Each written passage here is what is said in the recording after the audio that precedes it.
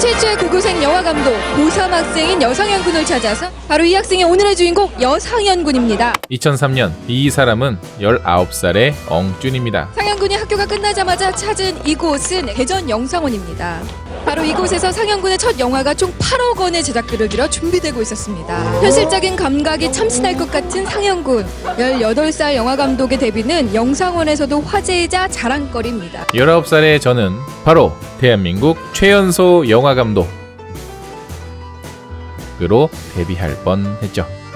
그리고 이 영상은 제 인생의 첫 번째 실패에 관한 이야기입니다. 2003년 고3 시절 저는 고등학교와 영상원을 병행했습니다. 시나리오과에서 영화를 공부하던 엉주는 어느 날 저희 영상원 시나리오 수업 하던 중에 한 10몇 개 정도를 이제 컨셉을 생각한 걸 이제 제출을 했었거든요. 박철수 감독님 보시고 시나리오를 한번 써와라. 그렇게 완성된 시나리오는 무려 장편 영화 제작이 확정됐습니다. 스태프들로는 영상원 동기들과 외부 인력까지 투입되었죠. 그리고 시나리오에서 그 수정되는 부분이 있거든요. 이 당시 저는 짧은 기간 동안 여러 언론사와 인터뷰하면서 소위 유명해졌습니다. 아직 고등학교도 졸업하기 전이었기 때문에 고등학교에선 학교를 알렸다는 공로를 인정해 공로상이라는 것도 받았어요. 심지어 교장실에 불려가서 교장 선생님하고 2번이나 커피를 마시기도 했는데 지금 생각하면 대체 왜 교장 선생님이랑 커피를 마셨는지 그리고 뭐 무슨 대화를 했는지 기억이 나지 않습니다. 저한테 왜 그랬어요? 말해봐요.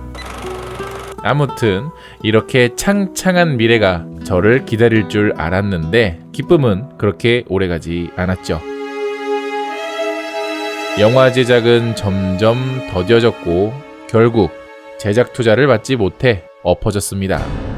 원래 영화라는 게 진행이 되다가 이렇게 엎어지는 일이 사실 많거든요.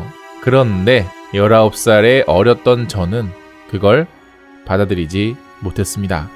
결국 고등학교 졸업을 앞두고 고통은 한순간에 찾아왔는데요. 온몸이 칼로 쑤시는 것이 너무너무 아팠거든요. 변명이 강직성 척추염이었어요. 강직성 척추염이란 척추에 염증이 생기면서 극심한 통증이 시작되고 갑자기 강직성 척추염이라는 병에 걸린 것입니다.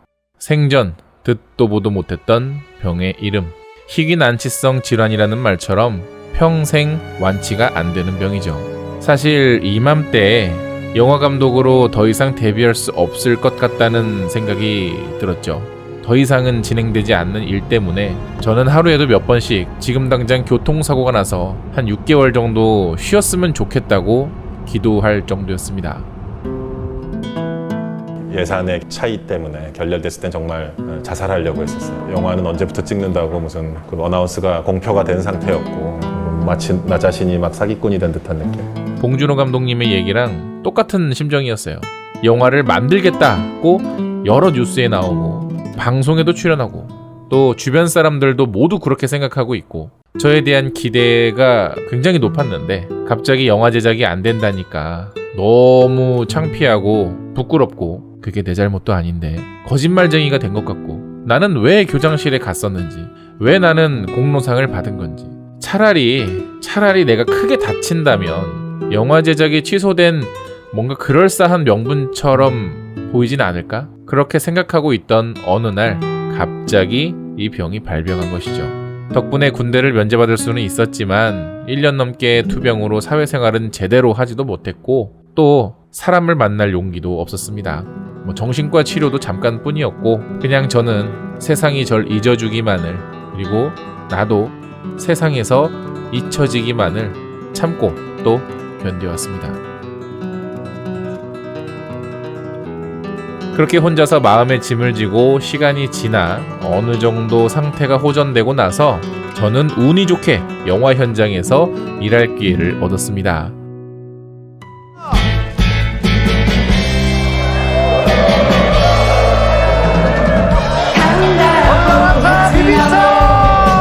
그 영화는 이준익 감독의 님은 먼 곳에 연출부가 아닌 세트팀의 스텝으로 들어간 거지만 제가 좋아하는 현장에서 일할 수 있어서 정말 즐거웠죠.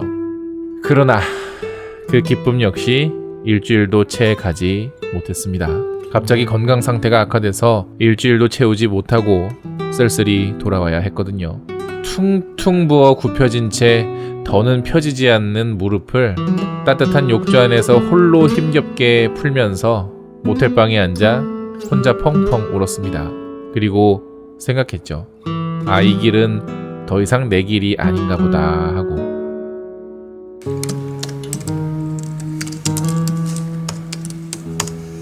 몇 년이 지나 평범한 직장 생활을 하던 저는 유튜브라는 세계를 만났고 그곳에서 많은 사람들과 영화라는 주제로 소통하는 기쁨을 누렸습니다. 그리고 이제는 어느덧 추억이 된 제2회 망작영화제 2018년 망작영화제가 정말 성황리에 개최됐었죠.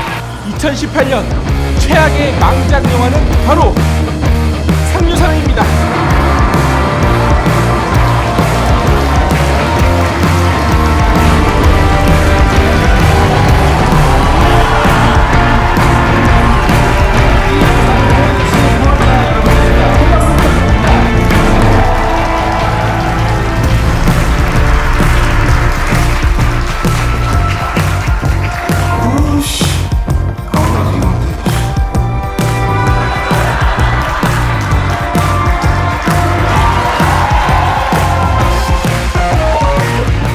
망작영화제를 개최한 특별한 이유나 계기가 있으신지? 사실 처음에는 영화제처럼 크게 할 생각은 사실은 없었어요. 단순히 망작들만 이제 늘어놓고 조롱하고 비난하는 영화제는 사실은 아니에요. 이 불만들을 본 제작사나 관계자분들이 나중에는 좀 더 의식하고 개선해서 앞으로 좀 더 좋은 영화, 관객들도 같이 좀 좋아해줄 만한 영화를 만들었으면 좋겠다 하는 소통의 메시지가 담겨있는 영화제죠. 저에게는 굉장히 뜻깊었던 순간이었어요. 같이 만들고자 했던 사람들의 염원이 한데 모여 재밌는 영상을 제작하고 밤새 고생하고 힘들었지만 그 이상의 뿌듯했던 순간들이 함께였죠. 그리고 그 누구에게도 말은 못했지만 그 당시에 촬영을 하면서 편집을 하면서 혹시나 옛날처럼 병이 다시 심해지진 않을까 걱정하고 또 걱정했습니다.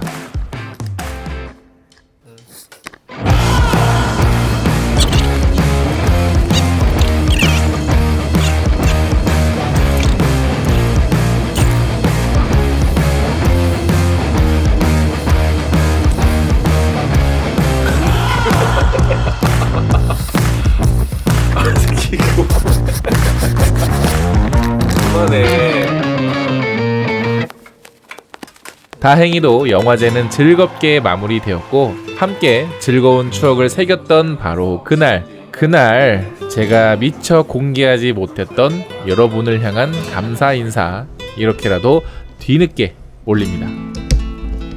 망할 줄 알았는데 너무나도 재밌게 즐겨주시고 또 성원해주시고 호응해주셔서 진심으로 많이 감사드리고 바쁘게 혼자서 이것저것 준비하다 보니까 좀 더 재밌게 구성하거나 더 재밌게 했을 수도 있는 부분들이 있었는데 그런 부분을 다 채워드리지 못한 것은 조금 아쉽긴 하지만 어쨌든 다시 한번 진심으로 너무 감사드리고요. 목이 메이죠? 여러분의 어떤 동의, 후원 이런 것들이 있었기 때문에 저도 지금까지 이렇게 왔었던 것 같습니다. 그래서 망작영화제를 정말 재미삼아 장난삼아 준비했는데 와주신 분들의 어떤 호응, 응원 이런 걸 보니까 좀 더 진지하게 좀 더 어떤 긍정적인 방향으로 나아갈 수 있게 좀 더 발전할 수 있게 만들어 나가야겠구나라는 다짐도 아마 하게 됐던 것 같아요. 그래서 앞으로도 꾸준히 엉준의 활동도 꾸준히 지켜봐 주시고 또 망작 영화들이 나오면 언제든지 댓글로 제보해 주시고 같이 조롱하기도 하고 같이 비판하기도 하고 같이 웃기도 하고 같이 울면서도 볼 수 있는 그런 영화들에 대해서도 2019년 한 해에는 많이 전달해 드리도록 하겠습니다. 제가 드릴 수 있는 말씀은 그냥 감사하다는 말씀밖에 없는 것 같아요. 네, 감사합니다. 너무 고생하셨습니다. 많은 사람들이 도와주고 같이 즐거워하고 같이 행복했던 순간이었기에 저는 그 순간이 영원할 줄 알았습니다. 이거 미친 사람 아니고. 써니 그거.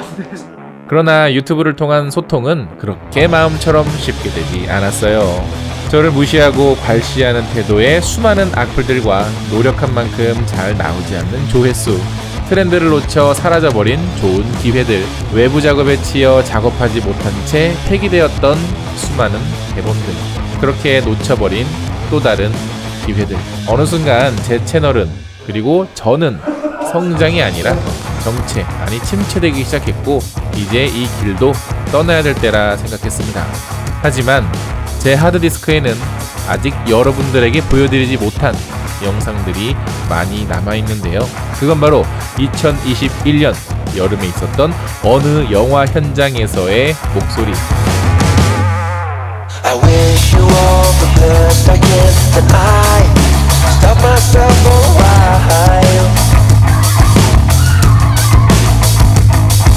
I'm saying things I don't believe. The panic's rising up in you.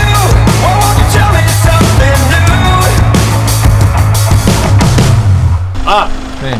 소식 못 들으셨어요? 어떤 저희 스타렉스 전복됐던 거.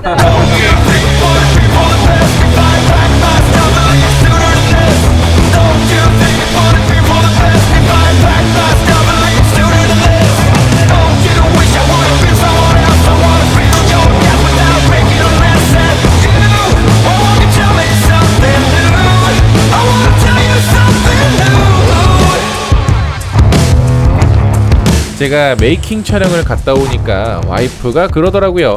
자기는 현장에 갈 때 가장 즐거워하는 것 같다고. 당신이 가장 좋아하는 일 같다고요. 네, 맞습니다. 즐거워요.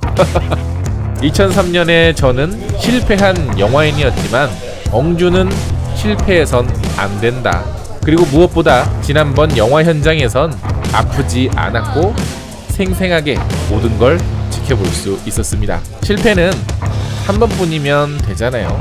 그리고 어쩌면 여러분들에게 들려드릴 아직 많은 이야기가 남아있을 수도 있겠다라는 생각이 들었어요. 그렇게 해서 준비한 무더운 여름보다 더 뜨거웠던 열정의 그 영화 현장, 저의 진심과 영화인들의 피와 땀의 노력이 가득한 그 현장이 궁금하시면 구독해주시고 다음 영상도 기대해주세요. 물론 영화 현장 이야기뿐만 아니라 늘 해왔었던 바로 그 영화 이야기로도 또다시 찾아뵙겠습니다. 죽을 뻔했어. 내가 안 풀렸어. 근데 언제부터 그 영화 감독을 꿈꾸셨나요? 워낙에 예능 쪽으로 관심이 많았었고요. 예. 중학교 때부터 이제 집에서 비디오 많이 관람을 했었어요. 그러다가 고등학교 들어가면 이제 진로 고민을 하게 되잖아요. 예. 네. 마침 영화가 그 모든 미술이며 음악을 전부 다 이제 총괄하는 그런 종합예술이지 않습니까? 그래서 거기에 매력이 끌려서 영화를 좋습니다. 네, 우리 저 여성현 감독 얘기를 들어보니까 정말 자기의 꿈을 현실로 만들어내는 차곡차곡 이렇게 자기 노력들을 쌓아가는 한 그루 꿈나무 같다 이런 생각을 갖게 됩니다. 또 그 꿈나무에서요.